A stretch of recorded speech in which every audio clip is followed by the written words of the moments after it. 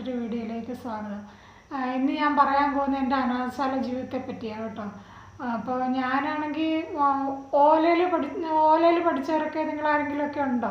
ഞാൻ ഓലയിൽ പഠിച്ചതാണ് കേട്ടോ. ഓലയിൽ പോയി ഞാൻ അക്ഷരങ്ങളെല്ലാം പഠിച്ച് അക്ഷരമെല്ലാം പഠിച്ചു കഴിഞ്ഞപ്പോഴത്തേക്കിന് പിന്നെ ഞങ്ങളുടെ വീടിൻ്റെ അടുത്തുള്ള ഒരു LP സ്കൂളിൽ അമ്മ എന്നെ ഒന്നാം ക്ലാസ്സിൽ കൊണ്ട് ചേർത്ത്. പക്ഷേ എനിക്കുണ്ടല്ലോ ആ സ്കൂളിൽ പഠിക്കാൻ ഒട്ടും താല്പര്യം ഉണ്ടായിരുന്നില്ല.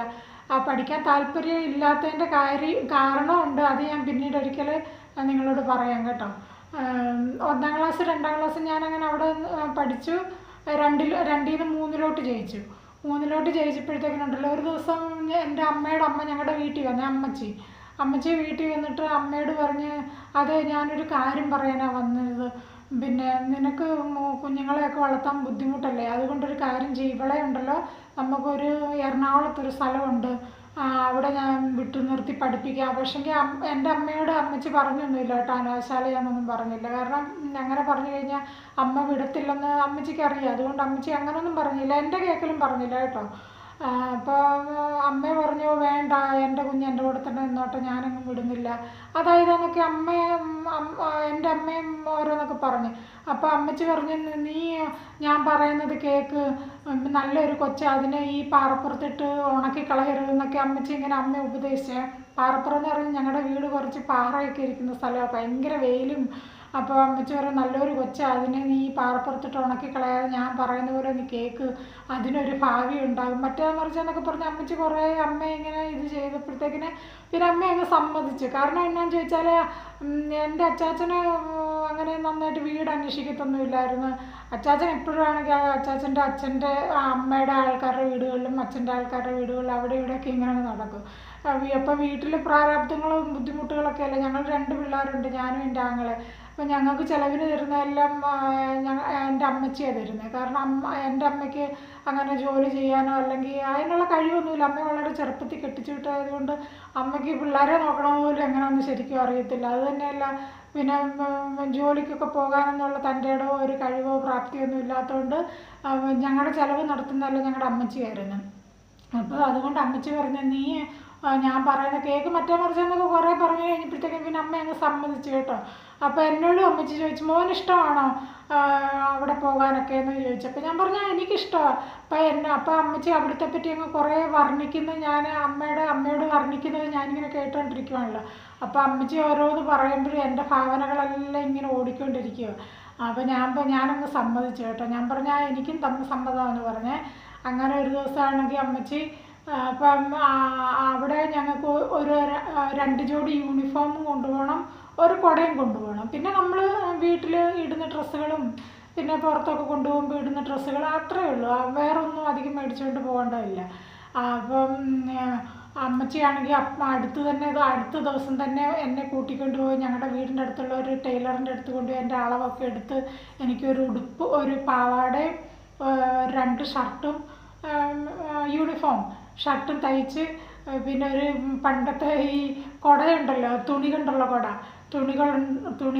ഒരു കാലം കുടയൊക്കെ മേടിച്ച് അങ്ങനെ എൻ്റെ തുണിയെല്ലാം ഒരു ബാഗിനകത്താക്കി അങ്ങനെ അമ്മച്ചി ഞാനും കൂടെ ഒരു മറ്റേ ബസ്സില്ലേ, സർക്കാർ ബസ്സിൽ കയറി ഞങ്ങളങ്ങനെ പെരുമ്പാവൂർ എന്ന് കഴിഞ്ഞ് എൻ്റെ അമ്മയുടെ അനിയത്തി പെരുമ്പാവൂരാണ് താമസിക്കുന്നത്.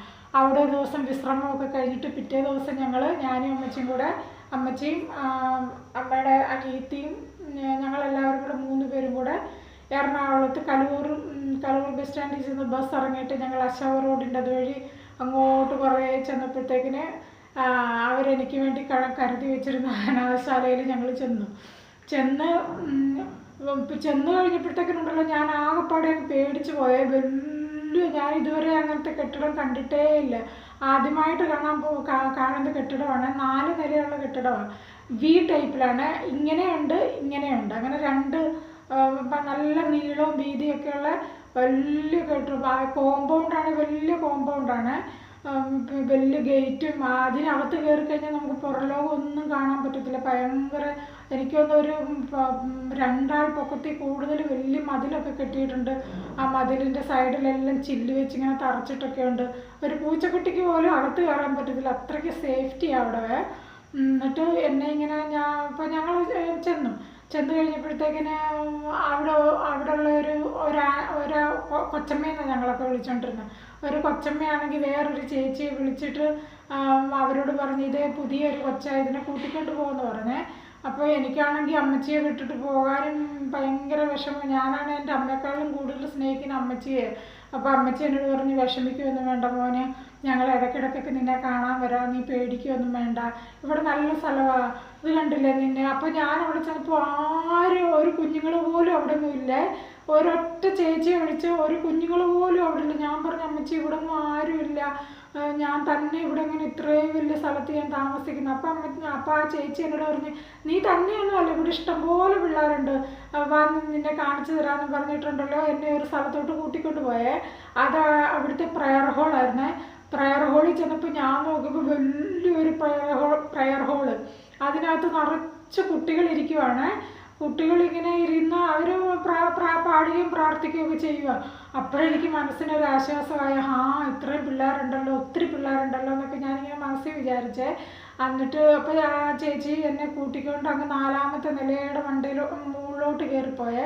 അപ്പോൾ സ്റ്റെപ്പ് കയറി പോകുമ്പോഴുള്ള എല്ലായിടം വിജനമാണ്, ആരും കാണാനില്ല.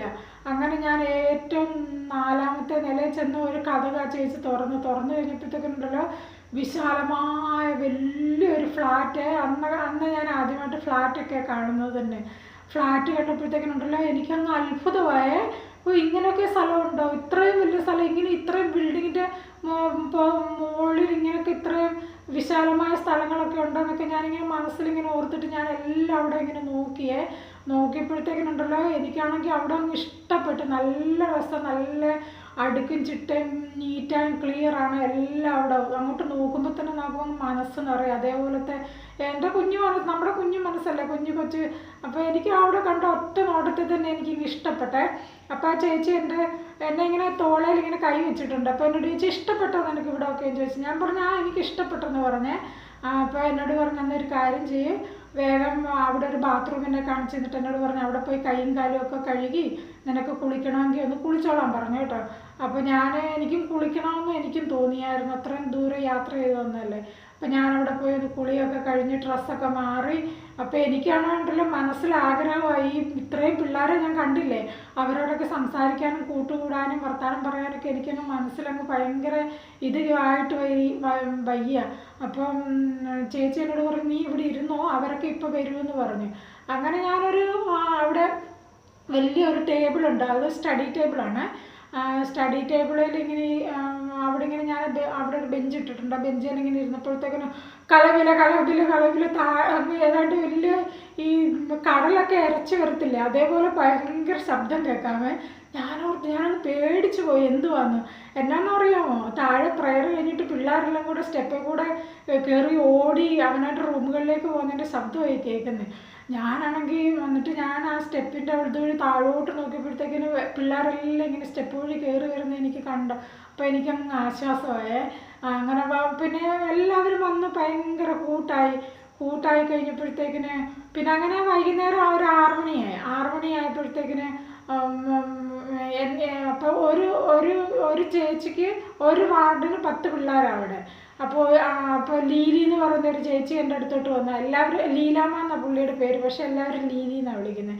അങ്ങനെ ലീലി വന്ന് എൻ്റെ അടുത്ത് വന്നിട്ട് പറഞ്ഞ്, നീ എൻ്റെ ഗ്രൂപ്പിലാണെന്ന് പറഞ്ഞു കേട്ടോ. അപ്പോഴത്തേക്കിന് എനിക്കങ്ങ് ഞാനങ്ങ് തലയൊക്കെ ആട്ടി അങ്ങനെ ഞാൻ ലീലിയുടെ ഗ്രൂപ്പിൽ ചേർന്ന്. അപ്പോൾ ലീലിയുടെ ഗ്രൂപ്പിൽ ചേർന്ന് കഴിഞ്ഞപ്പോഴത്തേക്കിന് അപ്പോൾ ബാക്കി 9 പേരുണ്ട്, ഞാൻ ഒരാളും കൂടെ ആയപ്പോഴത്തേക്കിന് 10 പേരായി. ഒരു ഗ്രൂപ്പിൽ 10 പേരാണ് ഉള്ളത്.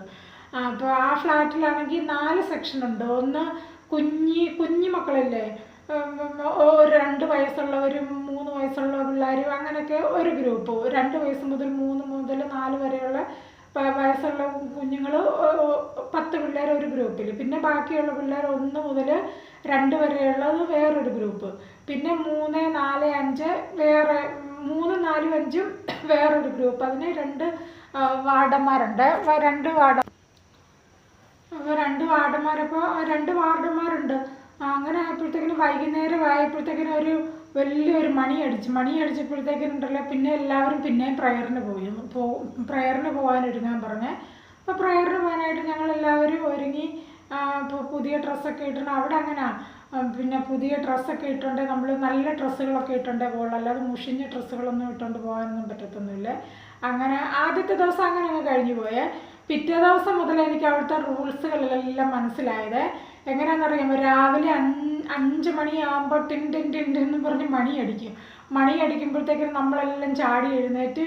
അപ്പോൾ ഒരു ഗ്രൂപ്പിൽ 10 പിള്ളേരുണ്ടല്ലോ, അതിൽ 10 പിള്ളേർക്ക് ഒരാൾക്ക് 2 പേർക്ക് ഒരു ബക്കറ്റ്, കുളിക്കാനുള്ള ബക്കറ്റ്. അപ്പോൾ നമുക്ക് സോപ്പ് അവിടുന്ന് തരും, കുളിക്കാനുള്ള സോപ്പ്, അലക്കാനുള്ള സോപ്പ്, വെളിച്ചെണ്ണ തലയിൽ തേക്കാനുള്ളത്, പിന്നെ നമ്മുടെ ബെഡ്ഷീറ്റുകളൊക്കെ കഴുകാനുള്ള സോപ്പ്, സകല സാധനങ്ങളും അവിടുന്ന് തരും. നമുക്ക് വീട്ടിൽ നിന്നൊന്നും കൊണ്ടുവരണ്ട. കട്ടിലുണ്ട് കേട്ടോ, 2 നില കട്ടില്ല. അപ്പോൾ 10 പിള്ളേരുള്ളതിൽ 5 കട്ടിലുണ്ട്, മുകളിൽ ഒരെണ്ണം താഴെ ഒരെണ്ണം, അങ്ങനെ 5 10 കട്ടിലുണ്ട്. ഓരോരുത്തർക്കും ഓരോരോ കട്ടിൽ. ഒരു മെത്തയുണ്ട്, പിന്നെ ബെഡ്ഷീറ്റ് ഉണ്ട്, വിരിക്കുന്ന ഷീറ്റ്, പിന്നെ അങ്ങനെ കുറേ ഷീറ്റുകളുണ്ട് അവിടെ.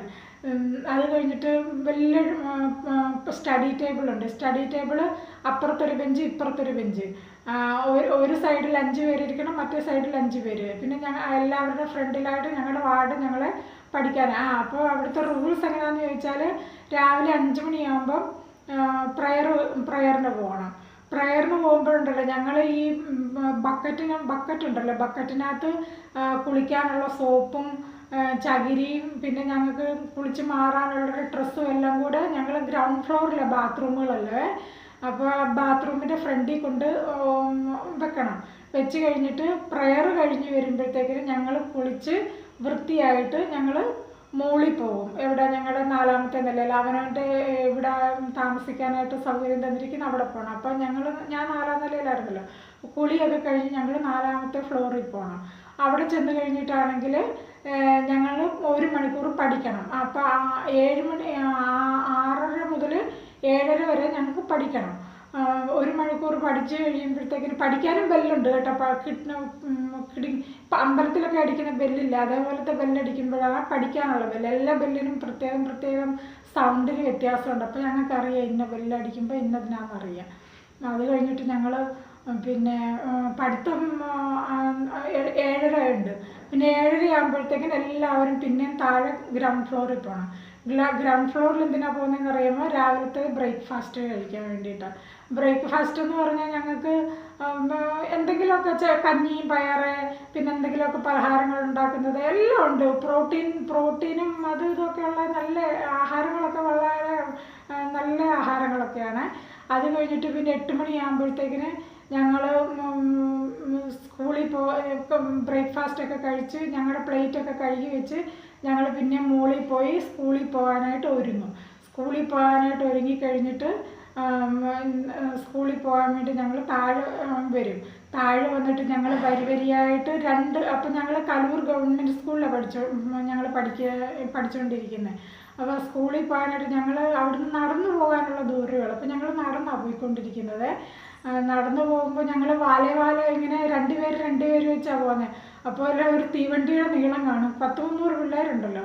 അപ്പോൾ ഞങ്ങൾ ഇവിടുന്ന് ഞങ്ങളുടെ സ്റ്റാർട്ട് ചെയ്താൽ മറ്റേ ദേശാഭിമാനിയുടെ അവിടെ വരെ ഞങ്ങളുടെ ലൈൻ കാണും. അതങ്ങനെ ലൈനായിട്ട് 2 പേര് വെച്ച് ലൈനായിട്ടാണ് പോകുന്നത്. അപ്പോൾ ഞങ്ങൾ പോകുമ്പോഴത്തേക്കുണ്ടല്ലോ, അവിടെയുള്ള ആൾക്കാരെല്ലാം ഞങ്ങളെ കാണാനായിട്ട് ഇങ്ങനെ പുറത്ത് വന്ന് നിൽക്കും. ബഥേലെന്നാണ് കേട്ടോ ആ സ്ഥാപനത്തിൻ്റെ പേര്. ബഥേലിലെ പിള്ളേർ വരുന്നുണ്ടെന്ന് പറഞ്ഞുകൊണ്ട് ഞങ്ങളെല്ലാം കാണാനായിട്ട് അവർ നോക്കി നിൽക്കും. എന്നിട്ട് ഞങ്ങൾ റോഡ് ക്രോസ് ചെയ്തിട്ട് വേണം ഞങ്ങൾക്ക് സ്കൂളിൽ പോകാൻ. അപ്പോൾ റോഡ് ക്രോസ് ചെയ്യുമ്പോഴത്തേക്കിനുണ്ടല്ലോ, വണ്ടിയിലിരിക്കുന്ന ആൾക്കാരെല്ലാം ഞങ്ങളെ ഇങ്ങനെ നോക്കും. അപ്പോൾ ഞങ്ങൾ ഒരു ശമ്പളമൊന്നുമില്ല, നമ്മൾ പിള്ളേരല്ലേ, ഞങ്ങളങ്ങ് പോകും. പിന്നെ സ്കൂളിൽ ചെന്ന് കഴിഞ്ഞാൽ വൈകുന്നേരം അതേപോലെ തന്നെ എല്ലാവരും ലൈനായിട്ട് വരിയായിട്ട് ഞങ്ങൾ ഇവിടെ വരും, അനാശാലയിൽ വരും. അവിടെ വന്നു കഴിഞ്ഞാൽ സ്കൂൾ വിട്ട് വരുമ്പോൾ തന്നെ ഞങ്ങൾക്ക് താഴെ ഡൈനിങ് ഹാളിൽ ആഹാരമെല്ലാം ക്രമീകരിച്ച് ഞങ്ങളുടെ ഓരോരുത്തരുടെ പാത്രത്തിൽ അവനവൻ്റെ പേരോ അല്ലെങ്കിൽ നമ്പറോ എന്തെങ്കിലും കാണും. അപ്പോൾ പാത്രം തിരിച്ചറിയാനായിട്ട്. അപ്പോൾ പാത്രത്തിനകത്ത് ഞങ്ങൾക്ക് അവനവൻ്റെ പ്ലേറ്റിൽ അവനവൻ്റെ 4 മണിക്ക് ഉള്ള പലഹാരവും പിന്നെ ചായ എന്തെങ്കിലുമൊക്കെ പ്ലേറ്റിൽ കാണും. ഇത് ഞങ്ങൾ കഴിച്ചിട്ടാണ്. അപ്പോൾ അവിടെ പൈപ്പൊക്കെ ഉണ്ട്, പോയി കൈയും കാലും ഒക്കെ കഴുകിയിട്ട് അതിനെല്ലാം പ്രത്യേകം ആൾക്കാരുണ്ട് കേട്ടോ. ഞങ്ങളെ നോക്കാനായിട്ട് ഇപ്പോൾ പ്രത്യേകം ചേച്ചിമാരൊക്കെ അവിടെ നിർത്തിയിട്ടുണ്ടായിരിക്കും. ഞങ്ങൾ സ്കൂൾ വിട്ട് കഴിഞ്ഞ് കൈ കഴുകുന്നുണ്ടോ കാല് കഴുകുന്നുണ്ടോ, ഇല്ലാത്തവർക്ക് പണിഷ്മെൻ്റ് ഒക്കെ കിട്ടുന്നല്ലേ. അപ്പോൾ ഞങ്ങൾ കൈയും കാലും ഒക്കെ കഴുകിയിട്ട് വന്ന് ബ്രേക്ക്ഫാസ്റ്റ് കഴിച്ചിട്ട് പിന്നെ ഞങ്ങൾ പിന്നെയും മോളിൽ പോകും. ഞങ്ങളുടെ റൂമെന്നല്ല ഫ്ലാറ്റിൽ പോയി കഴിഞ്ഞ് ബാഗൊക്കെ വെച്ച് കുറേ നേരം അതുവഴിയൊക്കെ ഇങ്ങനെ നടന്ന് കുറച്ച് വിശ്രമമൊക്കെ കഴിയുമ്പോഴത്തേക്കിന് 6 മണിയാകും. 6 മണിയാകുമ്പോഴത്തേക്കിന് പിന്നെയും പ്രയറിനുള്ള ബെല്ലടിക്കുക. അപ്പോൾ ഞങ്ങൾ പിന്നെയും പ്രയറിന് പോകണം. പ്രയറിന് പോയി കഴിഞ്ഞ് പിന്നെ അത് കഴിഞ്ഞിട്ട് പ്രയർ കഴിഞ്ഞ് പിന്നെ ഞങ്ങൾ രാത്രിക്കത്തെ ഡിന്നർ കഴിഞ്ഞ് കഴിഞ്ഞാൽ പിന്നെ ആണെങ്കിൽ പിന്നെ പഠിത്തം കഴിഞ്ഞിട്ട് കറക്റ്റ് 9:30 ആകുമ്പോൾ എല്ലാവരും കട്ടിലേ കയറി കിടന്ന് ഉറങ്ങിക്കണം. അപ്പോൾ ഞങ്ങൾ ഉറങ്ങുന്നിടം വരെ ഉണ്ടല്ലോ വടിയായിട്ട് ഞങ്ങളുടെ വാർഡന്മാർ ഞങ്ങളുടെ ബെഡിൻ്റെ അതുവഴി ഇങ്ങനെ റോന്ത് ചുറ്റും. ഞങ്ങൾ ഉറങ്ങിക്കഴിഞ്ഞ് അവരവരുടെ മുറിയിലോട്ട് കയറി പോവുള്ളൂ. അങ്ങനെയൊക്കെയായിരുന്നു അവിടുത്തെ റൂൾസുകളൊക്കെ. ഇതൊക്കെയാണ്. അപ്പോൾ ഞങ്ങൾ മിഡിൽ സ്കൂളുകാരല്ലേ, അതായത് UP പ്രൈമറി സ്കൂളുകാരായതുകൊണ്ട് ഞങ്ങൾക്കുള്ള നിയമമാണ് ഇത് കേട്ടോ. നിയമം എല്ലാവർക്കും ഒരേപോലെ, പക്ഷെങ്കിൽ അപ്പോൾ ഞങ്ങൾക്ക് എപ്പോഴും പഠിത്തം പ്രാർത്ഥന ഇതൊക്കെ തന്നെയാണ് ഞങ്ങൾക്കുണ്ടായിരുന്നത്. പിന്നെ കളിക്കാനൊക്കെ സമയം കിട്ടും. അത് സ്കൂൾ വിട്ട് വന്നു കഴിഞ്ഞിട്ട് ഞങ്ങൾക്ക് ആഹാരം വിളമ്പാനായിട്ട് കുറച്ച് സമയം എടുക്കുമല്ലോ. ആ സമയത്ത് ഞങ്ങൾ ആഹാരമൊക്കെ ഞങ്ങൾക്ക് വിളമ്പുന്നത് ഞങ്ങളൊന്നുമല്ല, അവിടെ വാർഡന്മാർ ഞങ്ങളുടെ പ്ലേറ്റ് ഞങ്ങൾ കഴിച്ചു കഴിഞ്ഞിട്ട് അത് കഴുകി കമത്തി വെക്കും. അപ്പോൾ ഞങ്ങളുടെ വാർഡന്മാർ അത് ചെന്ന് നേരെ വെച്ചിട്ട് അതിനകത്ത് ആഹാരമൊക്കെ ഇതാക്കുന്ന സമയമുണ്ടല്ലോ, ആ സമയം ഞങ്ങൾ ആ ഗ്രൗണ്ടിൽ കൂടെ എല്ലാം കളിച്ച് നടക്കുമായിരുന്നു. അപ്പോൾ ഇന്ന് ഇത്രയേ ഉള്ളൂ. ഇപ്പം എൻ്റെ മൊബൈൽ നല്ല ഹീറ്റായി കാണും. അതുകൊണ്ട് ഞാൻ ബാക്കി കഥകൾ നാളെ പറയാം കേട്ടോ.